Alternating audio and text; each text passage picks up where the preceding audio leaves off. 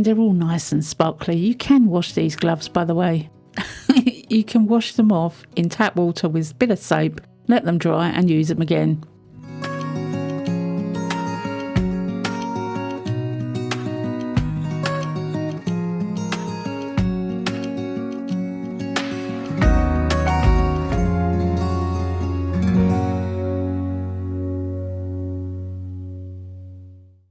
Hey, welcome back to my channel. It's Wendy here from Toonpish Crafts and I hope you're doing okay. Now, I have done a couple of videos now on the new technique with masking tape or sticky tape with mica. And this time I'm going to try another way. I'm going to elaborate on the colours and let's see how this one comes out. So you would have seen me do this a couple of times already, but I wanted to make this one more dynamic, more colourful. And to do that, yes, I'm going to use the royal blue again for the background. Now, if you haven't seen this before, then you cover the background completely first. You can do it with a gloved hand, you can do it with a brush. But once it's completely covered, then you need to go over it just to make sure it's a nice, solid, uniform colour. You can burnish it in, you don't have to, but burnishing in I think does help. Once you've got your background colour, whichever colour you choose, this time again I've chosen blue, I do love this blue. Then get your tape, crunch it up in your hand. Doesn't matter what type of tape you use, I'm using duct tape, but you can use any kind of sticky tape really. And start going around your bowl with your sticky tape. Now, the last piece that I made, I did it very gently, tiny little marks. This time I'm going full on. I am taking off a lot of that blue. And I'm going to go right the way around this bowl and you'll see there's not much blue left. There's a lot of empty space. And that is what I'm going to do throughout this video. Now you're probably thinking, oh, she's using blue again. But even though I put this blue on first, you're not going to see much of it in the final make because I'm going to be doing several different layers. So it's definitely not going to look like this at the end. Now I'm going to use 4 different colours. The second one is the purple. Now I do know that the purple can stain the mould that you're using, so just be aware of that. It does take a lot of effort to get that colour off of the mould. If you use a mould that is made of a silicone, that could stain. Because as you may be aware, not every silicone is the same. But once I've covered it completely right the way around with purple, I'm going to use the tape again. This time I'm trying to aim the tape around the purple so that I do leave some purple on there. Now in hindsight, maybe I could have done that a little better, but I've still got 2 colours there. You can see the purple and the blue are still there. So we have blue and we have purple and a lot of empty space. So 2 down, the third one I'm using is light blue. Now this is quite silvery, it's a very, very light colour, but that's okay. We want a contrast in these colours. The first 2 colours that I've put down are eventually going to get smaller and smaller with the amount we're taking off, but they're still going to be there as flecks, as a background colour. Again, once the light blue is put onto the piece, I get my tape, I scrunch it up and I go around it again for the 3rd time. I just want to say a quick hello and welcome to all my new subscribers. And if you haven't subscribed already, maybe you would consider doing so. It doesn't cost a thing, it would definitely help my channel out, and it's really appreciated. And a thumbs up is always really welcome. That shows YouTube that you enjoy my content and it pushes it out so other people have a chance to see it. It's difficult to see where the tape is taking off the colour with your silver blue, to be honest, because the silver blue is so light. But once it's done, you can see the areas that are clear, just about. Now for the last colour. The last colour I'm going to use is the one you see most. And this time I'm going to use the red. Now I do like this red. It is a vibrant red. It is my favourite red and I haven't used it enough. So I thought in this project it's gonna be the focal point. Red is where we're going. Now you may think that you're not going to see much of this red because of all the colours we've got on there already, but it's the last colour that we're putting on, and so we're not taking it off at all. It's going to be all in those places that we've used the tape on. So again, I go right the way over all of the colours with the red, and when I'm happy that I've covered it, I take a rather large fluffy brush and take off all of the excess powder. I then give the bottom a bit of a clean up. Now because I've used lots of colours, there's lots of colours on the bottom and I want that completely clear. So I'm going to go around the entire bottom with baby wipes just to clean it off. Once I'm happy with the amount I've cleaned off the bottom, then we're going to turn the bowl back in the right way. And because I've got the gloves on, it's not going to take the colour off at all.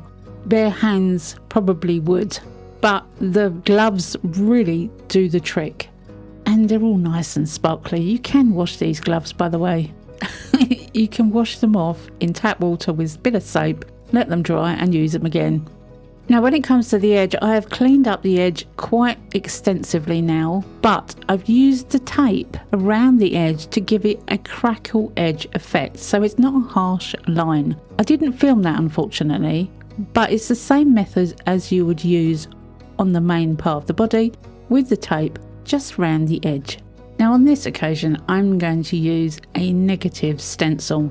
Basically it's the inside of the stencil that I'm using. I'm going to put these pieces on the bottom, and because these pieces are cut from plastic that likes to attach itself to silicone, it's not sticky but it doesn't move.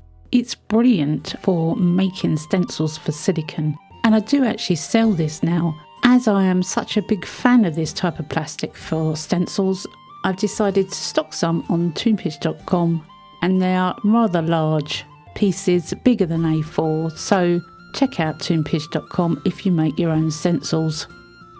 Now this plastic is quite thick, it's 0.5mm. I don't know if that can be used on a Cricut. You may have to figure that one out yourself. This was cut on my X-Tool M1 Ultra with the blade, not the laser. 2 passes and it cuts really nicely.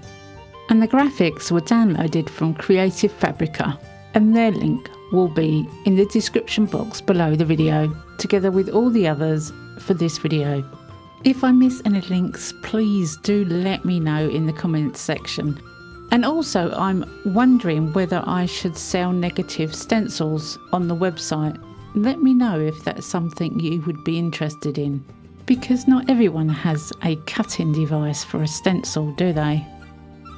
Now I'm going back to the red, and I'm going to go around the outside edge, colouring in that scattered edge area with the red mica. I'm also going to go over the entire piece with red mica. Now this is going to be the background colour. Where the negative stencil is going to be a different colour. I don't know if I'm explaining myself properly, but one of my little stars that I put down did actually move, so I took that one out and just carried on without it. I'm patting the brush on top of the stencils. Now even though I said they like silicone, they don't move. If you put a brush underneath it, you're going to lift it up. So pat the mica on top of the stencil. So I go right the way round all over the plain area with the red mica, making sure every part is fully coated with red. Now I do actually blow off the excess of this powder before I take the negative stencil off, because I don't really want powder drops landing where the stencil is. Taking the stencil off is a little tricky, but lifting up the corner with a sharp instrument, in this case it's a weeding tool, really did help. I had a couple of little areas that managed to have little dots of red on them, but I can clean those up, and I do apologise for my head getting in the way, but I'm trying very desperately to see what it is I'm looking for. At this point I had to decide what colour to use for my little fairy on the moon and the stars. I'm going to use the same colour for both. I did consider silver, but I always choose silver. I'm going to choose a different colour this time. What colour would you choose? This isn't the norm, this red as a background for the moon. So why not just use a different colour? Tweezers were easier to get the little stars out. And because this plastic is quite thick, the tweezers pick them up really easily. With the main star, I just lifted the edge and the whole piece came out. Now I did a little bit of a clean up with a brush where I'd either scraped a little of the red mica off or got a little bit of powder in the wrong place. And when I was completely happy, I then went on to filling in the negative area. And this time, I'm not really a gold person, but I'm gonna go with gold. And I think it will look really nice. You might be thinking the same as what I was thinking. Yellow and red make orange. And I was a bit worried that putting gold right the way over the red would make it look orange once it came out of the mould. But having learnt from a previous mistake on another video, the first one I did, you do need to put the second colour right the way over all of the colour that's there. Although you will see the first colour that hits the mould, it will change the colour very, very slightly with the second colour on top. And if you don't do it uniformly right the way around, you are going to get a patchy appearance. So to make it less patchy, make sure you go around the whole of the bottom with the second colour, whatever colour it is. I then take it outside because it's covered in mica, and I give it a good blow in the garden, not in my room. When I'm happy that all of the excess powder is completely gone, then it's time to pour in my black resin. I'm using the Let's Resin Black Pigment, which is a paste, and if you saw the previous video, I gave you details on how to mix the paste nicely into the resin so you don't get any little blobs. I've done it here, but I didn't film it because it's exactly the same as what it was in the last video. Once I've poured a small amount into the mould, I make sure I shimmy it and shake it to try and get rid of any lodged bubbles at the bottom. I don't want to go sticking prongs or anything down there that will disrupt the colour I've put on it. I then let it cure overnight.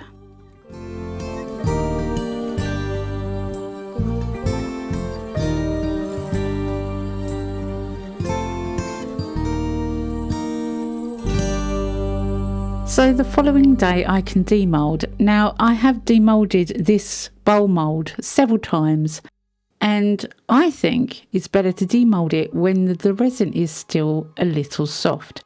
So this is quite early in the day. I only poured the resin the previous evening, so it is quite soft still, and I do think it makes it easier to take it out of the mould. I am absolutely over the moon with this. I love the mottled effect around the outside with all those different colours, and yes, all four colours are there if you look. The lighter colour that looks like silver is the blue.